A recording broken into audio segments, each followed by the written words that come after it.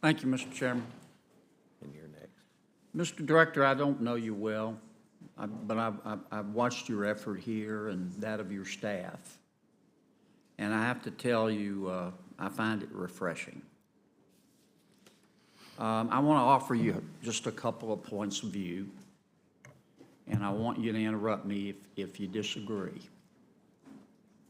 I want to talk to you just for a second about how your budget impacts the people in America who get up every day and go to work and obey the law and pay their taxes and try to do the right thing by their kids and maybe save a little money for retirement.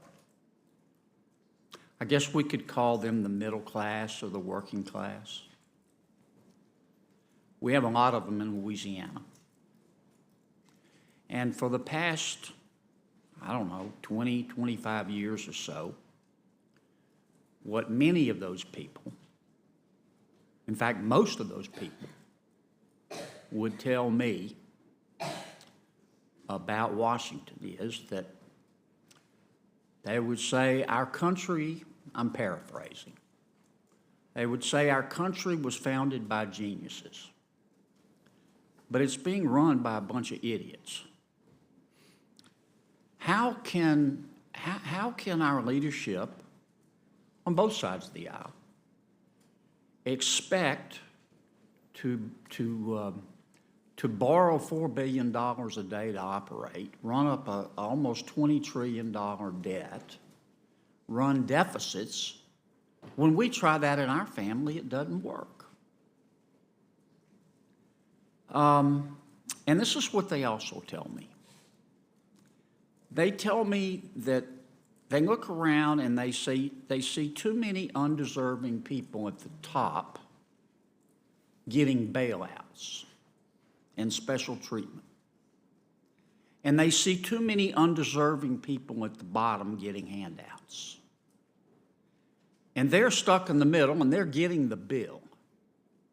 And they can't pay it anymore because their health insurance has gone up thanks to the Affordable Care Act, and their kids' tuition has gone up, and their taxes have gone up. But I'll tell you what hadn't gone up is their income. And I think that's why this country is so divided. We have two groups of people. We have those Americans who believe in more freedom, and we have those Americans who believe in more free stuff.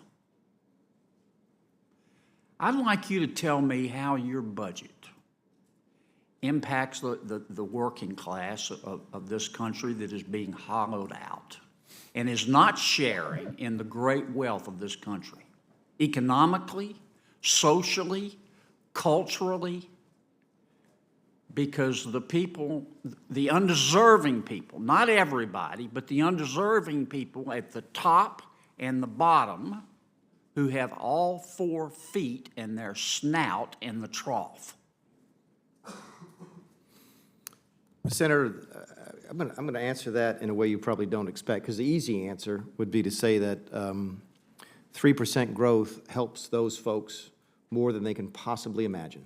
And if they're above the age of 30, they might remember what it was like to work in a healthy American economy when wages were ahead of inflation. People were getting better economic opportunities. You could save for your kids' retirement or your kids' education. You could save for your own retirement. But I'm going to answer it a different way, because you asked me a specific question. What is this? How does this budget help those people?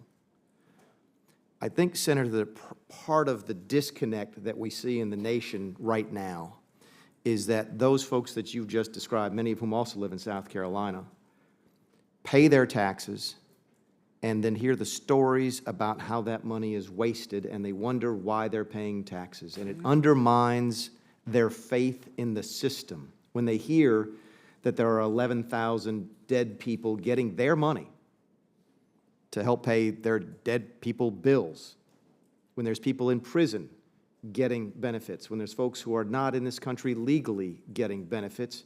It saddens them and angers them. Some of them react different ways. but they all react negatively towards the institution of America, and it helps contribute to that us and them mentality, and I think that is unhealthy. And what this budget does is looks them in the eye and say, you know what, we're not going to allow that anymore. And if we are wasting your money, we're going to stop. If it's going to somebody who shouldn't get it, we're going to stop, and we're going to respect your money as much as you do. And hopefully, that'll help cure some of the ills that you just mentioned. I want to thank you, and thank you, Mr. Chairman. I don't agree with everything in your budget, but I sure do thank you and your staff for your approach. Thank you, Senator.